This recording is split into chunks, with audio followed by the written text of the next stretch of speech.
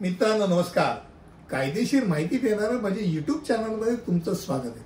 आणि आजचा विषय कोर्टाची पायरी चढणाऱ्या व्यक्तींना त्या कायदेशीर प्रणालीमध्ये काही समस्या निवारण नावाची गोष्ट असते का, त्या संदर्भात आपण आज विचार करणार. सामान्यतः बघितल्यानंतर सामान्य व्यक्ती कोर्टाची पायरी चढत नाही, अनावश्यकरित्या चढत नाही. त्याला माहिती की यार त्याचा कधीच फायदा नसतो. पण ज्या वेळेला अडचण असते, नाईलाज असतो, त्यावेळेला तर पायरी चढावी लागते. मग अशा वेळेला समस्या निवारण म्हणजे जी समस्या सोडवण्याकरता एक पद्धतशीर दृष्टिकोन ज्याचा आहे ती कशी केली जाते या संदर्भात आज आपण बघणार. आता एखादी गोष्ट अपेक्षेप्रमाणे जर होत नसेल, निर्धारित ठरवलंय त्याप्रमाणे होत नसेल, तर त्या समस्येचं निराकरण कसं करावं याकरता एक प्रणाली नक्की असते. आणि ती पहिली पायरी म्हणजे आपण काय करतो की आपण कोर्टात जातो. मी तुला कोर्टात खेचीन, लीगल नोटीस देतो, नाही ऐकलं कोर्टात गेलो. कोर्टात गेल्यानंतर कायद्याच्या संदर्भात एक मुद्दा, पक्षांमध्ये विवादाचा किंवा मतभेदाचा मुद्दा आहे, तो निकाली काढण्यासाठी न्यायालय किंवा इतर कायदेशीर ट्रिब्युनल म्हणा, म्हणजे त्याला आपण न्यायाधिकरण म्हणतो, त्यांच्याकडे तो सादर केला जातो. आता अशा वेळेला समस्या हा वस्तुस्थितीचा किंवा कायद्याचा किंवा दोन्हींचा प्रश्न असतो. हे बरोबर आहे का, हे बरोबर नाही म्हणून मला पटलं नाही, हे जसं आहे तसं कायद्याने काय म्हटलं तर कायद्याने काहीतरी वेगळी गोष्ट म्हणत असते. तुमचं जसं मॉरल आणि लिगल दोन गोष्टी असतात, दोन्ही बरोबर असतात, पण शेवटी कायद्याने आपण बघत असताना लिगल भागच बघावा लागतो. पण त्यावेळेला कायदेशीर कारवाईच्या विविध टप्प्यांमध्ये ही प्रणाली आपण वापरलेली बघू शकता. जसे की प्री ट्रायल डिस्कव्हरी दरम्यान खटल्याच्या वेळी किंवा अपिलावर साधारणतः एक दोन्ही पक्षकारांनी जर ठरवलं तर एक लवाद हा एक उत्तम मार्ग असतो, म्हणजे त्याला आर्बिट्रेशन म्हणतात. म्हणजे दोन्हीकडचे पक्षकार, त्यांचे वकील एक त्रयस्थ ज्येष्ठ अशा वकिलाची आर्बिट्रेटर म्हणून नियुक्ती करतो आणि मग त्या लवादाच्या समोर दोन्ही पक्षांद्वारे त्याचे समस्या मांडली जाते आणि त्याचं निराकरण करायचा प्रयत्न केला जातो.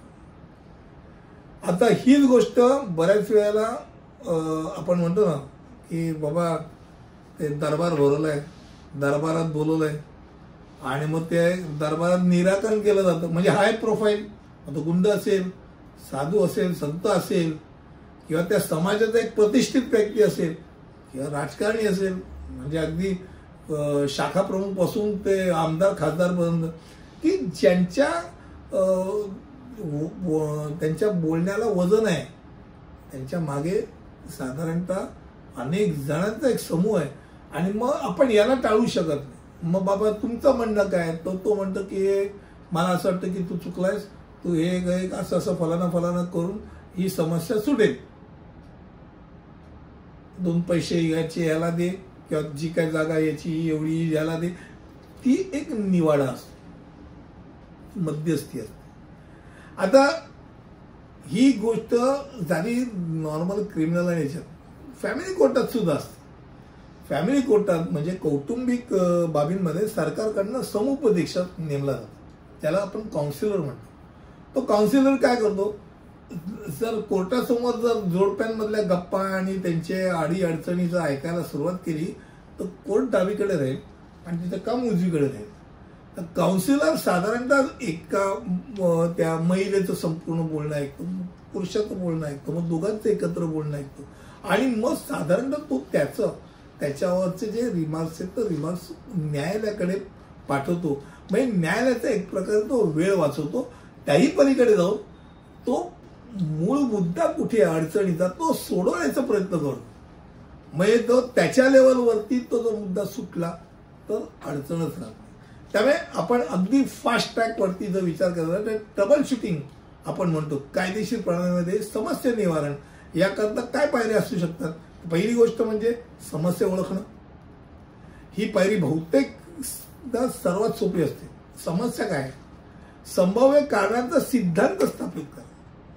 म्हणजे ही समस्या कशामुळे उद्भवली, याचं कारण काय. नंतर कारण निश्चित करण्यासाठी सिद्धांताची चाचणी घ्या. तू जे काय म्हणतोय ना ते बरोबर आहे का, चाचपणी करा. नंतर ठराविक एक योजना तयार करा. त्या योजनेनुसार त्याचं निवारण होऊ शकतं आणि त्याकरता उपाय लागू करा. संपूर्ण प्रणालीची पडताळणी करावी लागते आणि मग त्याच्या विरोधात काही केलं तर प्रतिबंधात्मक बाब पण तुम्हाला उपाय करावा लागतो. आणि मग हे सगळं एकदा ठरलं, दोन्ही पार्टी दोन्हीकडच्या पक्षकारांनी मान्य केलं, दस्तऐवज केलं आणि जेवढं साधं सोपं ठेवलं जाईल तेवढं ते अत्यंत चांगलं असतं. समस्या निवारण करता आणि वेगळी समस्या निर्माण न करणं हा शहाणपणाचा भाग असतो. मला असं वाटतं कमी शब्दामध्ये आज कायदेशीर प्रणालीमध्ये समस्या निवारण कसं होऊ शकतं, ट्रबल शूटिंग कसं होऊ शकतं त्याबद्दल मी बोललो. पुढच्या व्हिडिओमध्ये असंच काही घेऊन येईल. तिथपर्यंत इथेच थांबतो. धन्यवाद.